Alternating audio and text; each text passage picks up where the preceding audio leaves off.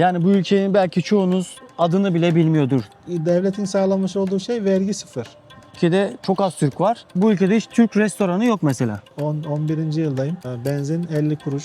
Artık buralı olduk sayılır. Şeriat var burada. Şer'i hükümler işliyor mu? Nasıl?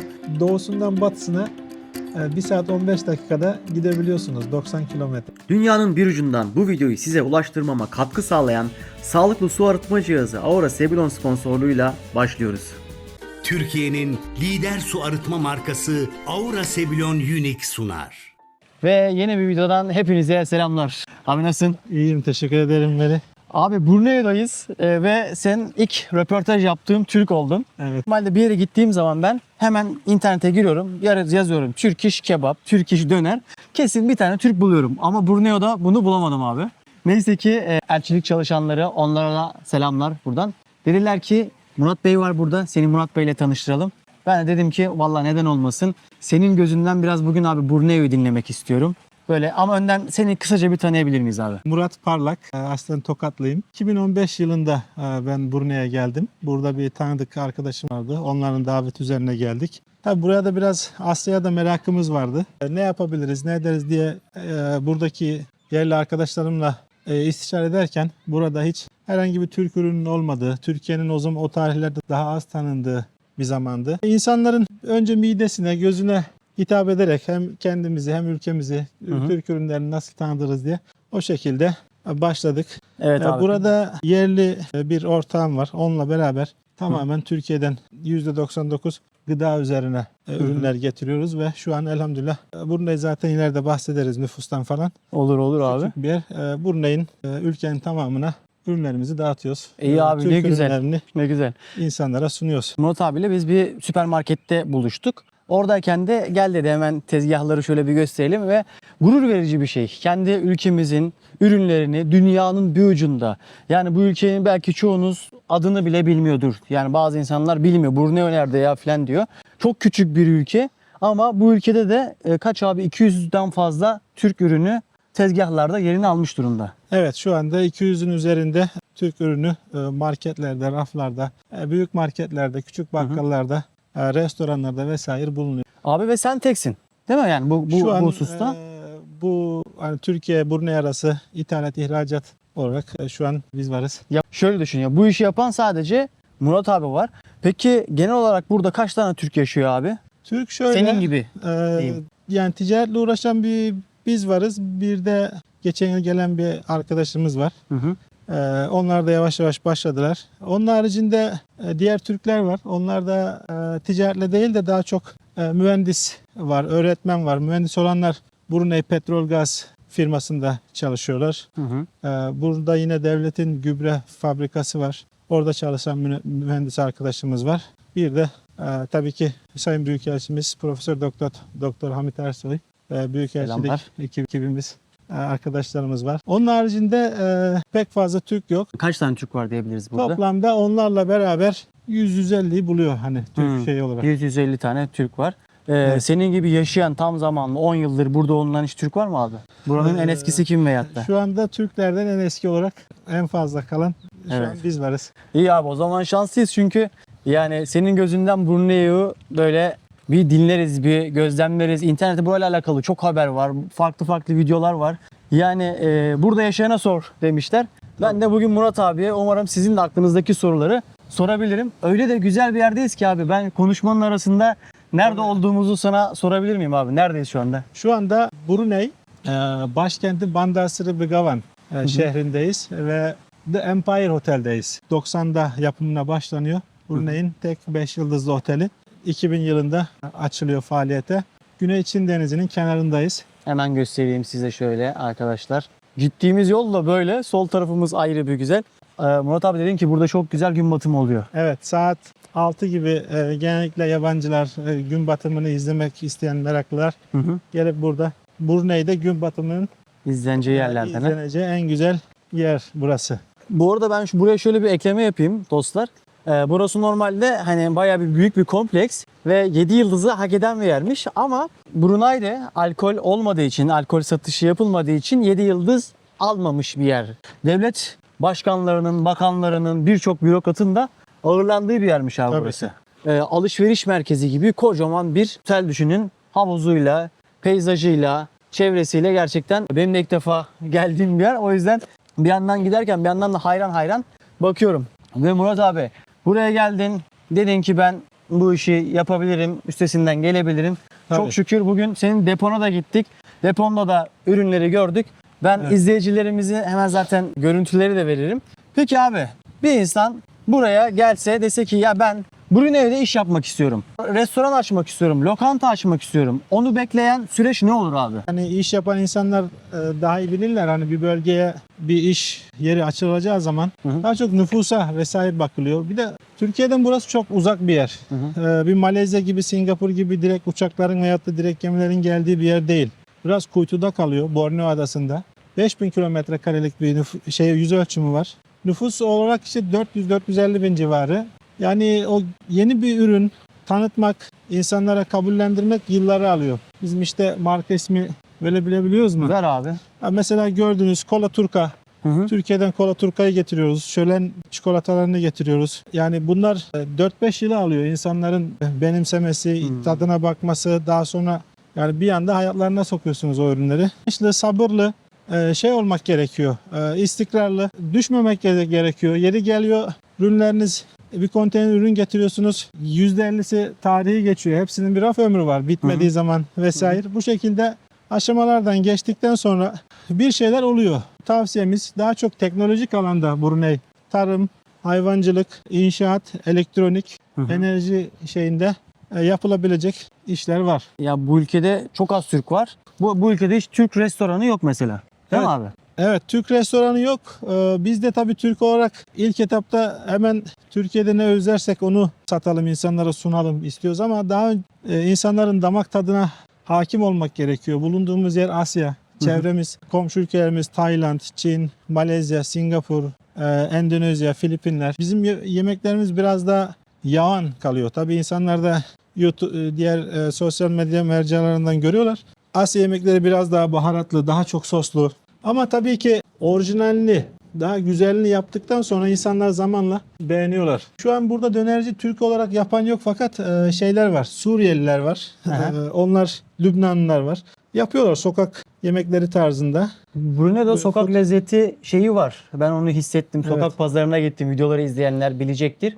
Burada böyle bir yemeğe karşı bir ilgi var. Sokak lezzetine karşı pilavıydı, tavuğuydu, işte kuzu eti vesaire sokakta Tabii. ve çok çok ucuz bu arada. 1,5 Brunei dolarına karnınızı doyurabiliyorsunuz. Gerçekten çok komik rakamlara karın doyurulabiliyor burada. Ama böyle benim de ilk hissettiğim evet ülke çok küçük bir ülke.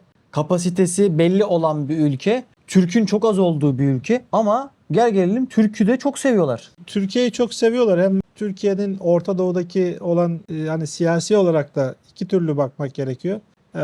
Orta Doğu'daki ülkelere yapmış olduğumuz arabuluculuklar, yardımlar vesaire. Diğeri de gıdadan dolayı. Tabii ki burası 400 bin nüfuslu, 5000 kilometre karelik bir alan. Bugün biraz önce de bahsettim. Ürünlerimiz ülkenin tamamında, bütün marketlerde, bakkallarda var. Yani marketteki Türk ürünlerinin raflarda görünürlüğü çok fazlalaştı. Bunun da çok etkisi oluyor. Tabii Evet. buradaki o çok etkili oluyor. Buradaki büyükelçiliğimiz çok usta gayretli, zaman zaman işte Türk yemekleri tanıtım günleri, Türkçe dili kursları yapılıyor. Okçuluk var. Okçuluk var, hat sanatı yapılıyor. O yönden bunların tabii Türkiye'nin isminin duyulmasında, Türkiye'nin tanıtımında çok faydası oluyor. Evet. Ya bu çok önemli bir konu Murat abi. Benim buradaki büyükelçilik yani büyük elçiliklere olan bakışımı değiştirdi diyebilirim. Ön yargım yoktu tabii ki. Görevini herkes çok güzel yapıyor. Ben de umarım onların gözündeki gezgin imajını değiştirmişimdir. Bazı çalışanlar da gezginlere böyle serseri gibi gözüyle falan baktığı yerler oluyordu. Burada o kadar güzel, değerli insanlarla tanıştım ki kendilerine buradan bizzat teşekkür etmek isterim. Hatta bu başlık altında ben bir video çekeceğim. Çünkü arkadaşlar bakın ben buraya ilk geldiğim gün ilk tanıştığım insanlar bana merhaba dedi. Türkçe birkaç tane kelime söylediler. Dedim siz nereden biliyorsunuz? Dediler ki biz Türkçe kursuna gidiyoruz. Türkçe öğrenmeye başladık. Dedim Tabii. amaç ne? Kusura bakma sözünüzü kestim. Burada Yunus Emre Türk Kültür Merkezimiz var. Onlar da orada Türkçe kursları veriliyor. Burada aslında bizim kültürümüzün bir temsilcisi ve bunu da çok güzel temsil etmişler. Benim en beğendiğim sistemlerden bir tanesi burası. Çok aktifler. Yani kağıtta yazılan değil, uygulamaya dökülmüş. Televizyon programlarında Türk yemekleri tanıtılıyor. Böyle yemek, yani bizdeki MasterChef'in burada televizyonda Evet. Türk Evet. versiyonu var ve şefimizle beraber Evet, burada burada çok tanıtımlar yapılıyor ve çok değerli şeyler bunlar. Ve düşünsenize, burada müfredatta Türkçe seçmeli ders olarak okutuluyor. Brunei'deyiz arkadaşlar. Ben buraya gelmeden önce bu kıymetli bilgileri bilmiyordum. Burası hakkında çok fazla bilgi var. Bazıları manipülatif bilgiler, yani kulaktan dolma bilgiler, bazıları gerçekliği var. Ben hepsini size harmanlayıp sunmaya çalışıyorum. Şimdi bu sorulardan biraz Murat abi sana da sorayım. Abi, burada yaşamak nasıl bir duygu? Küçük bir ülke, hayat nasıl gidiyor, neler yapıyorsun? Şeriat var burada, şer'i hükümler işliyor mu, nasıl? Şeriat olan bir ülkede yaşamak nasıl bir duygu? Bunları biraz açabilir misin Murat abi? Ben öncelikle burada yaşadığım için burayı çok seviyorum. Yaşamaktan çok memnunum. Ülke olarak, iklim olarak tropikal, Güney Çin Denizi'nde, Uzak Doğu'da, Güneydoğu Asya'dayız. 12 ay mevsim tropikal, sıcak. Yağmur mevsimi var tabii. Rahat, hani böyle bir koşuşturma yok. Nüfus çok az. Tabii ki devletin de sağlamış olduğu imkanlardan dolayı ülke çok güvenli. Başta Sultan Hacı Hasan el Bolkiah güzel bir sistem kurmuşlar. İnsanların refah seviyesi sıkıntılı değil. Gayet güzel. Güzelden kasım ne? Şey de var Murat abi? Hani güzel dediğin ülkedeki belli başlı şeylere ulaşmak çok kolay. Örneğin hani temel gıda maddeleri, yaşam için gerekli olan enerji, elektrik, su vesaire, bunlar çok uygun fiyata. Subsidize dedikleri, devlet fiyatı kontrol ederek halkına uygun veriyor. 11. yıldayım. Benzin 50 kuruş Brunei şey olarak. Mazot 30 kuruş şeklinde. 30 sent mi yani? 30 sent. Ha, aynen. 30 sent. 50 sent, 30 sent. Lirasına çevirdiğimiz zaman şey yapıyor ama 15 lirayı buluyor litresi. Fakat hani bizdeki, Türkiye'deki bir insanın cebine 15 lira gibi yansımıyor. Burada bana yansıyışı, buradaki insanlara yansıyışı 5 lira gibi yani hissedilen. Elektrik Alım çok gücü. uygun. Evet, gaz, petrol gaz ülkesi olması hasebiyle tabii bunlar. Enerji çok uygun. Ulaşım vesaire. Yani burayı doğası olarak, kültürel olarak insanların sıcaklığı, misafirperverliği, ondan dolayı ben çok seviyorum. Tabii burada da 10 yılımızı geçirdik. Artık buralı olduk sayılır. Çevremiz, çocuğumuz burada büyüdü. Eşimiz, dostumuz, köyümüz, mahallemiz. Hep burası abi. Burası oldu artık. Peki Türkiye'ye gittiğim zaman memleketimde bazen yabancılık geçiriyorum. çekiyorum. Peki Bruneiyolarla Türklerin yuva kurması, daha önce bir evlilik olmuş mu burada? Türklerle Bruneiyolar evlenmişler mi? Var. Tanıdığım yaklaşık 5 kişi var. Erkek olarak, Türk erkeği olarak 5 Brunei'li hanımefendiyle evli. Nasıl yollar kesişmiş abi? Bir kişi, 2 kişi buraya gelince, burada çalışırken tanışıyorlar, evleniyorlar. Diğer tanıdığım 3 kişi de internetten, sosyal medya üzerinden tanışmışlar. Buraya geldiler, burada evlilik yaptılar. Şu an burada yaşıyor. Vatandaşlığı alıyorlar mı o zaman? Brunei vatandaşlık vermiyor. Hani başvurma herkese açık, başvurabiliyorsunuz ama çok böyle burada 30-40 yılınızı geçirmeniz, belli bir seviyeye gelmek gerekiyor, veyahut da ünvan olarak. Çok nadir verilen sayılar. Singapur çok ender. gibi biraz herhalde. Singapur aslında daha kolay veriyor. Hadi ya, Evet. oradan da zor yani burası. Tabii oradan da zor. Bu arada pasaportu dünyanın en güçlü pasaportlarından bir tanesi. Evet, pasaport dünyanın çoğu ülkesine vizesiz, Vizesiz bir gidilebiliyor. şekilde gidebiliyor. Sen nasıl kalıyorsun abi şu anda? Hangi vize türüyle? Burada evlenen Türkler, buralı hanımefendiyle evlenen Türkler oranın hanımın üzerinden dependent pass dedikleri, hani bağımlı vize.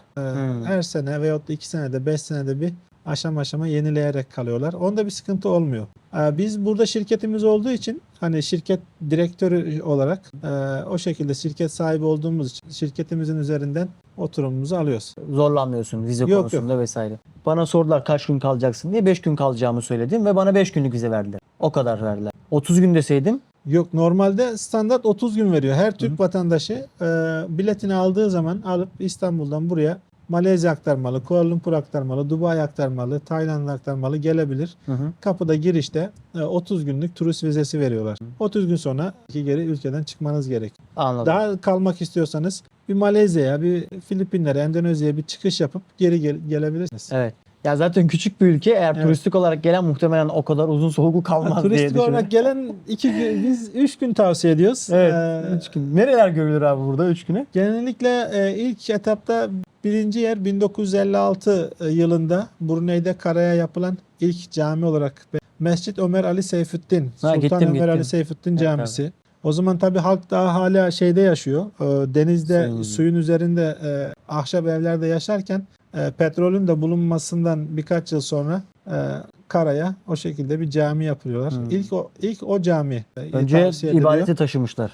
Tabii ilk önce ibadet. Daha sonra yine Sultan Şerif Ali makamı var orada. 1200'lü yıllarda Taif'ten geliyor. Hani Şerif Ali denmesinin sebebi hani asıl ismi Ali. Şerif malumunuz Resulullah Efendimizin soyundan gelen kişilere deniyor.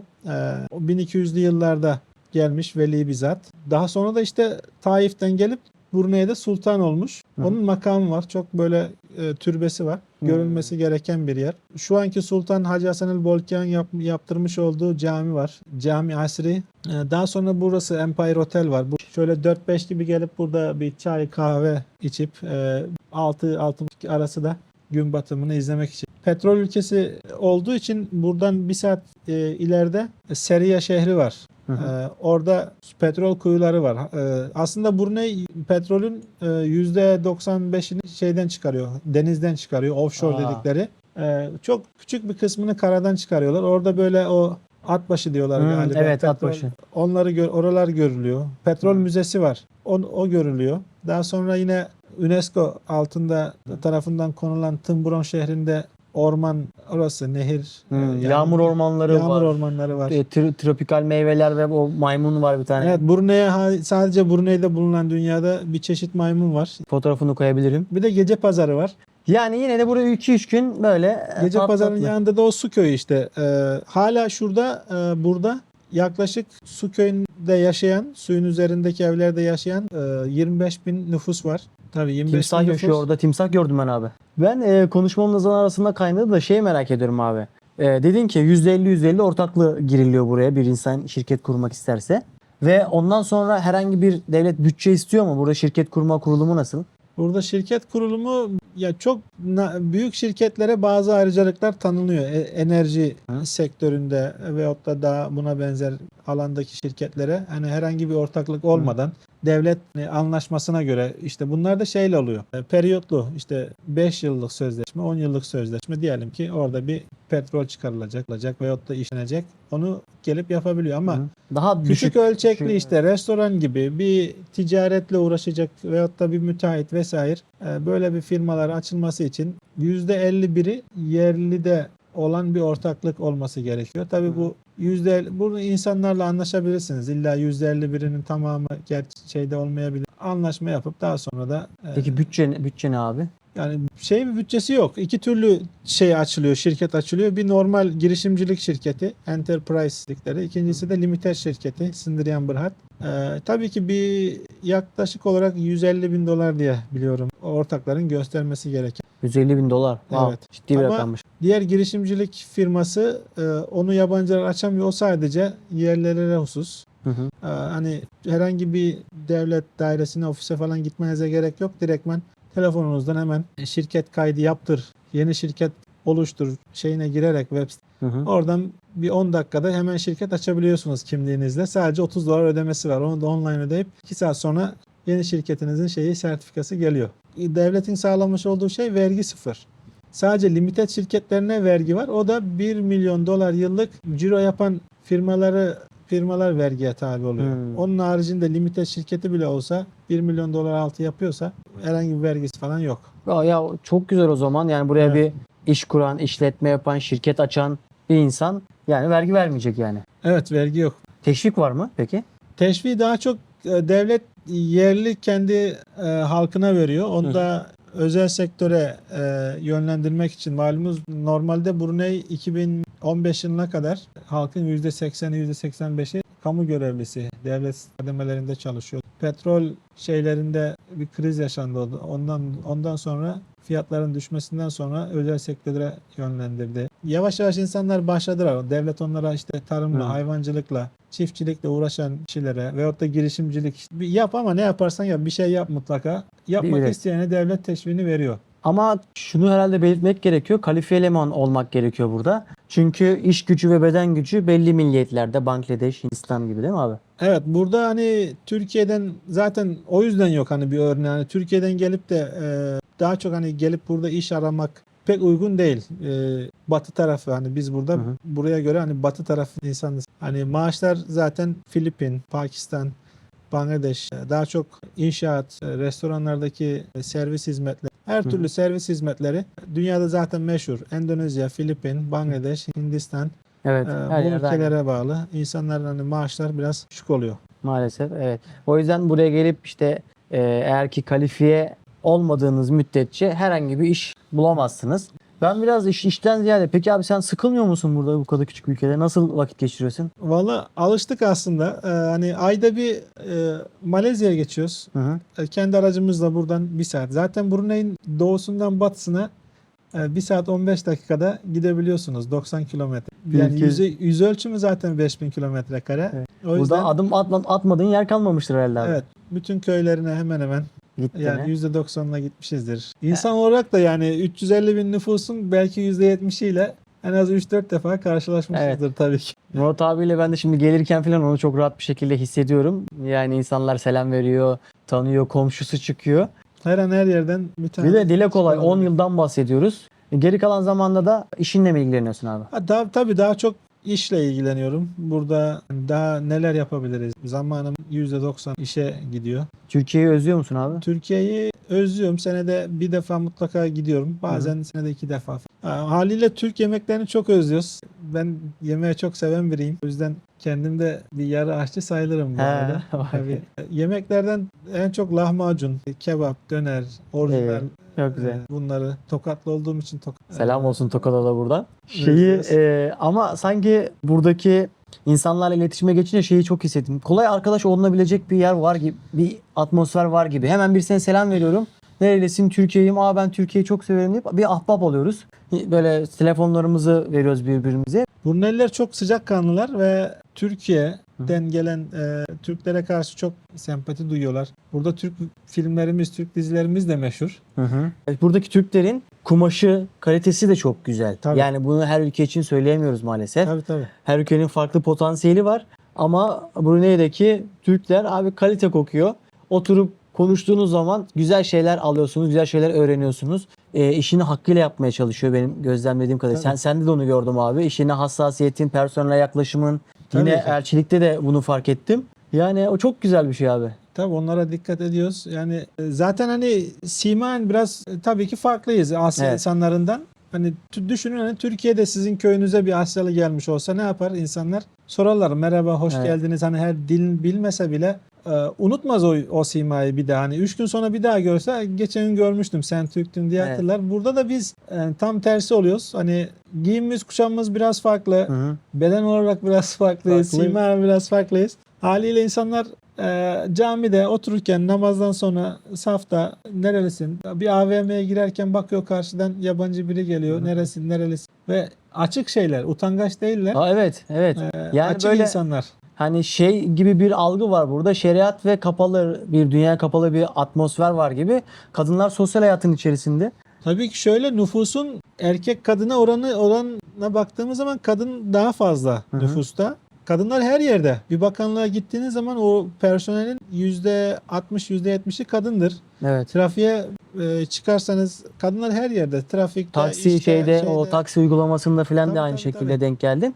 Ve böyle o ablalarımız, teyzelerimiz çok hoş sohbetler. Hemen böyle nerelisin? Hani ne bileyim Anadolu'nun insanı gibi hissettim Tabii, ben. özellikle bunu Gece Pazarı'nda çekim yaptıysanız Yaptım. orada görmüşsünüzdür hani. Herkes laf atıyor abi. Herkes selamünaleyküm, Kadınlar da aleykümselam. çalışıyor. Herkes Çok evet. serbest yani öyle bir kimseye bir baskı şey falan yok. Bir gerçek var. Potansiyeli belli. Dünyanın en küçük ülkelerinden bir tanesi. Petrol var. Monarşi var.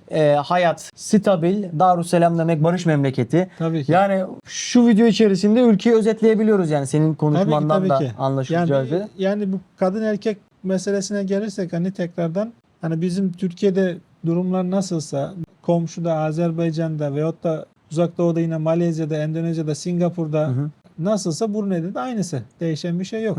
Evet. Yani Brunei biraz o konuda biraz farklı tanıtılıyor. Bu da duyduğumuz zaman bizleri üzüyor. Hani böyle sizin vesilenizle de şey yapmış olalım. Yine belki siz dediniz bir ayrı bir video yapmak istiyorum diye. Hani influencer veyahut da YouTuber buranın hakkında bir şeyler yayınlamak isteyen kişiler hani birkaç gün burada yaşadıktan sonra ve biraz gelip en azından doğru yerden illa bize değil Türk Büyükelçimize gidebilir. Hı hı. Veyahut da Brunei'deki bir makama gidip oradan misafirperverler Turizm Bakanlığı'na gidip oradan bilgi alabilirler. Evet. Ondan sonra ülkenin sosyal, kültürel, dini, ekonomik alanında kendilerini hazırladıktan sonra bilgiler vermeleri daha iyi olur. Evet. Valla Murat abi bu konuda haklısın kesinlikle. Çünkü artık internet öyle bir hale geldi ki bugün yapay zekaya bile sorsanız size farklı farklı bilgiler veriyor. Çünkü o yapay zekaya giren de bir insan var ve o da bir insan ve duygu barındırıyor. O da ona göre bir şey girebiliyor. Bugün Murat abinin dediği önemli bir nokta, çünkü bir şeyi eleştirmek, gömmek çok kolay bir şey arkadaşlar. Uzaktan böyle taş atmak da çok kolay bir şey. Ama insan böyle bir yaşayıp bilene, yaşayana sorduktan sonra biraz daha süzgeçten geçiriyor. O böyle bir an geldim, ben bunu gördüm, burası böyleymiş demektense bir süzgeçten, bir filtreden geçirip aktarması her zaman daha doğru sonuçlar veriyor. Tabii ki. Tabii. Yazması ayrı bir şey, uygulanması ayrı bir şey, söylenmesi ayrı bir şey. O yüzden internetten daha ötesine gidip biz dünyayı gezip gözlemleyip aktarmaya çalışıyoruz. Murat abi çok güzel sohbet oldu abi. Senin eklemek isteyeceğin başka bir şey varsa lütfen ekle abi. Gerçekten ben de aslında ilk kez biriyle bir Evet, röportaj bir şanslıyız. şekilde kamera karşısında sohbet yapıyorum. Gelen olursa her zaman kapımız açık, bekleriz. Elimizden geldiği kadar, dilimizin döndüğü kadar yardımcı olmaya çalışırız. İyi ki de tanışmışız sizinle. Vallahi öyle. Abi ben de Çok iyi oldu. iyi ki tanıştık. Bu arada hem Murat abi hani ulaşabilirsiniz, zaten kendisi beyan etti. Hem de Büyükelçiliğin sitesine girin dostlar. Burayla alakalı ne öğrenmek istiyorsanız Instagram adreslerinden de yazabilirsiniz. Çok aktif insanlar. Çok böyle ne diyeyim, açık fikirli, iletişime açık insanlar. Ne sorarsanız sorun muhakkak cevabını alacaksınızdır. Benden de selamlarımı iletin derim. Abi tekrardan teşekkürler. Rica ederiz. Videolarımın devamı gelecek dostlar. Bir dahaki videoda görüşmek üzere. Bu video hakkındaki yorumlarınızı da bekliyor olacağım. Kalın sağlıcakla. Görüşürüz. Bekleriz. Türkiye'nin lider su arıtma markası Aura Sebilon Unique sundu.